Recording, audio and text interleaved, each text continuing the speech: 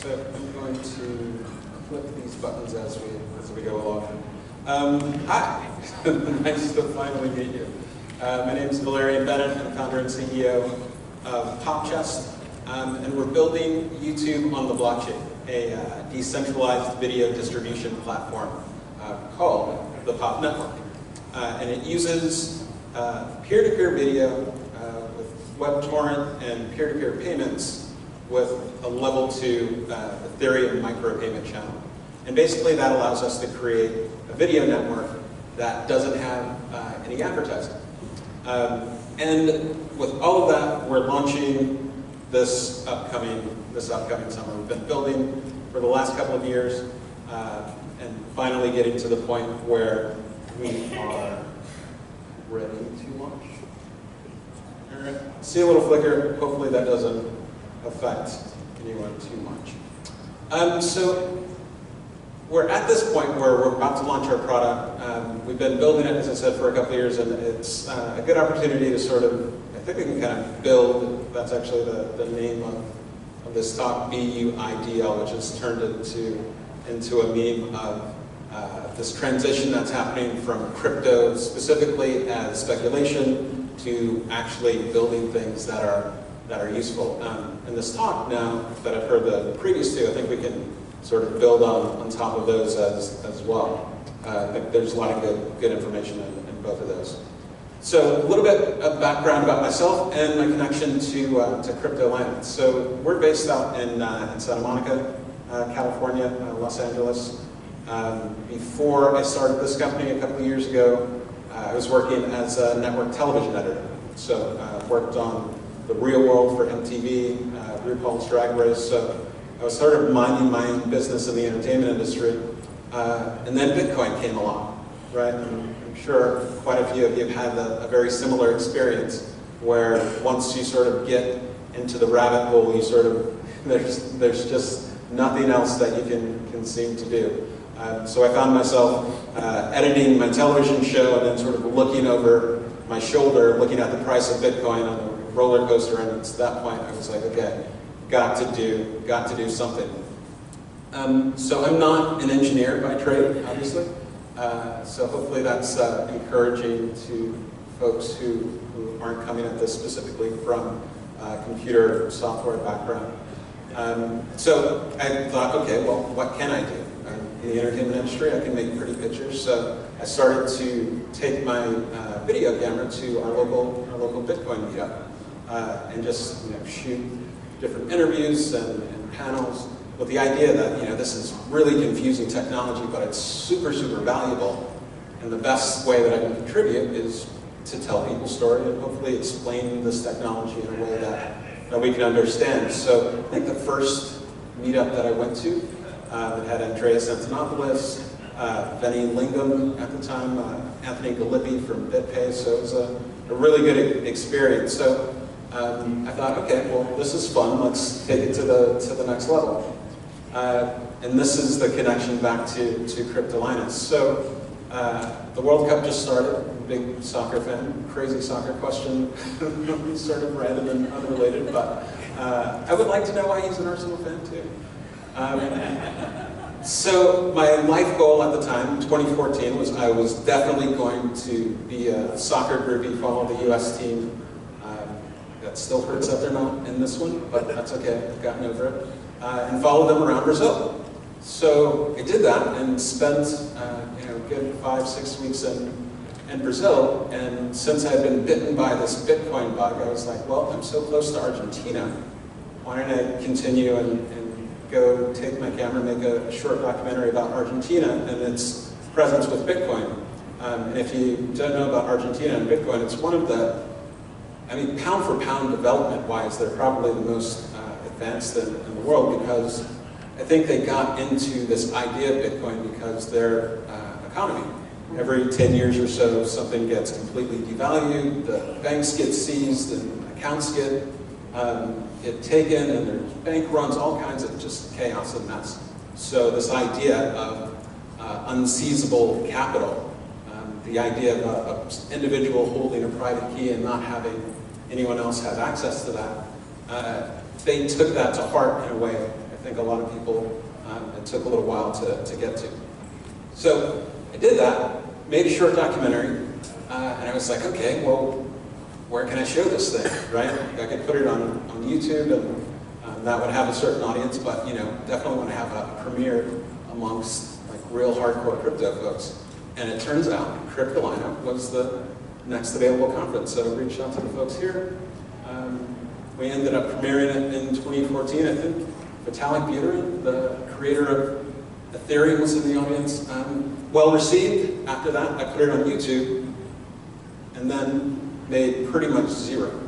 Actually, not pretty much. Absolutely zero from people watching this video. Now I'm thinking to myself, I'm in the entertainment industry, I know what the numbers are, right? So working on something like The Real World will get maybe 2 million viewers on an episode, and you see how much money gets put into that, and then you're looking at this, in like all of YouTube and all of Facebook, and you're like, they're just getting the same amount of views, but where's the money? But then you look to the bottom line of Facebook and YouTube, and you see, well, that's where the money's going. It's going straight into their pockets as opposed to content creators. So this idea of being able to connect audiences directly with content creators, it's perfect for cryptocurrency, right? When you watch something, the value of you as a viewer is relatively tiny, and that's why we have ads, right? It's because you watch something in exchange for it being free. You watch the commercial that has a certain value for the advertiser, and that's how the economy works. But what if we could just cut all that out and just go direct peer-to-peer? So this isn't a new idea. It's been around since the beginning of the internet, right? The original browsers, and anytime you, let's say, look for something and that page isn't there, you get a 404 error, right? So those are codes that are written into the browsers from the beginning. There's one called 402, which was a payment required application. So going back to Mark Andreessen's Netscape, they sort of visualized this idea of being able to do micropayments inside the browser. The thing that they didn't have at the time was peer-to-peer electronic cash, right? So revisiting that idea now with the technology that we have, is it possible to take on pretty much the biggest companies in the world? So on a practical level, that's what we're solving with PopChest and the underlying Pop network that we're building. So we have to, since we're actually building something, we have to take a lot of these conceptual ideas and what could be and might be and really make them practical. So the first thing we thought of is, how do we go about it? And the best way to do that is to not be crazy with all the things that you're adding, right? I think from a development standpoint, a lot of times what we end up doing is making super complex things. But really, success tends to come from iterating on top of something that's already successful. So if we have this whole crypto idea, which is a whole new thing, what's imperative is that we make the video part of it as relatable as possible. So this is a screenshot of what we're building, and let's go next level, see if we can make this work, which is to say, I'm going to show you a live demo of this. We had problems before. Let's see.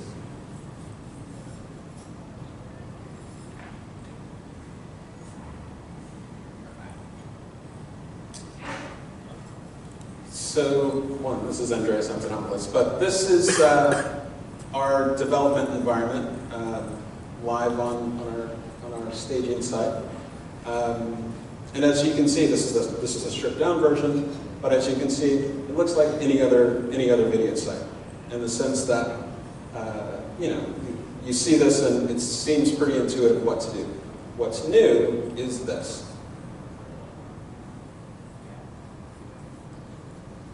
Very unsecure password, but I'm going to unlock this wallet. So I'm watching this video, great. Let's watch another video.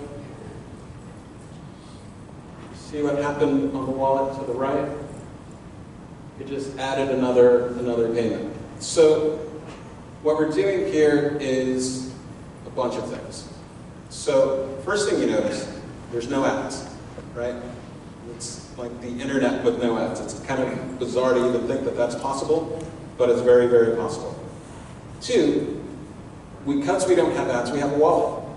And our wallet lives right inside the browser. So this is, it's an Ethereum wallet just like any other. You can deposit, this is on testnet, you can deposit testnet ETH into it, use that as your payment. Ultimately, that will be a place for our token. And if we go back to the wallet part, what's happening is that we're using this thing called an Ethereum payment channel. Payment channels actually are agnostic. But with Ethereum, basically what it does is ties a bunch of ETH into a smart contract. And once that ETH is there, you can start watching videos left and right, and the state of that transaction is the only thing that's updated. So let's say I start with 10 tokens, I watch one video, minus one token, minus one token, minus one token. I can do that until the end of time. And the only time that we actually write back to the blockchain is when we decide to close out that channel.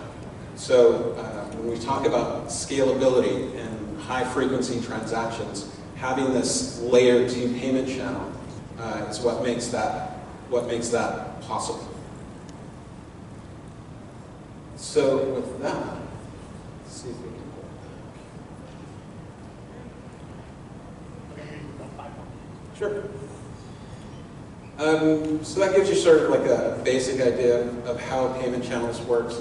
The problem, if anyone have heard of CryptoKitties and how you have actual popularity of something and it ruins the network, this avoids all of that. And to sort of tell you about the video part of it is we're using a decentralized system. So that means if I start watching a video, rather than get it from a central server, I can start watching the video, the nodes can start serving it to me, and if you want to watch the same video, you can then start getting packets from the nodes.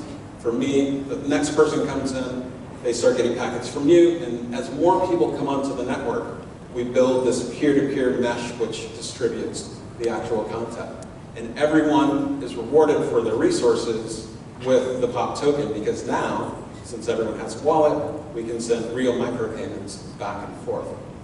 So, kind of getting to the wrap-up point.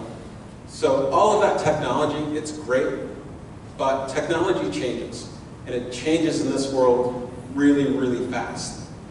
So the thing that's important to remember is the technology will change, but the purpose, what we're trying to do, that's the thing that's really going to keep you focused through the inevitable ups and downs of this blockchain industry, because everything is different every 6 weeks. We're part of something called the Foundations of Open Media Standards. You can kind of see all of the different companies involved with that. And basically what that means is that if you're watching a YouTube video in a Firefox browser on an Apple device, somehow all of that has to work together consistently. And when you're part of a group like this, you start to realize the whole thing is kind of held together with duct tape. It's really kind of janky. So in a sense, that's scary, but at the same time, it's encouraging for where we're at, because you know that it's not going to be perfect from the beginning, right? You have companies like Netflix, which is 20 years old, by the way. It took them 10 years before they fulfilled the promise of their name and delivered a movie on the internet. And the first version, if you wanted to watch a movie on the internet from Netflix, you had to have Windows XP Service Pack 2. Like, that's how janky that was. But look where they ended up 10 years after that. And of course, the last thing, so that the product can be a little bit janky, but the legal cannot be janky at all. especially if you're a US person, which is the term. We've got our corporate attorney, we've got our blockchain lead, we've got offshore counsel for the entity issuing the token, we've got international tax advisory.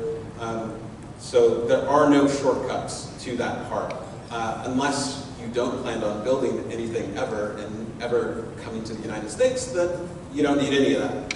But if you actually plan on building something, invest the time, energy, and effort to get that right. And the last thing is that, it may be unpopular to say, but I love the crash. Because for people who are building, the crash flushes out a lot of the stuff that comes along with the irrational exuberance of where the markets can be. When things get hard, people find easier things to do.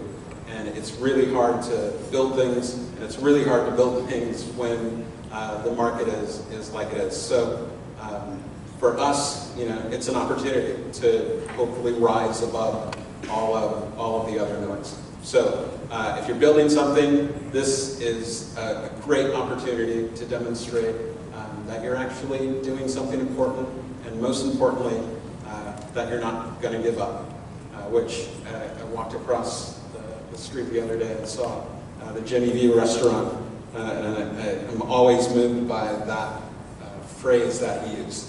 Never give up, never give up, never give up. Thanks so much for your time, and if you have any questions, I'll be outside. Cheers.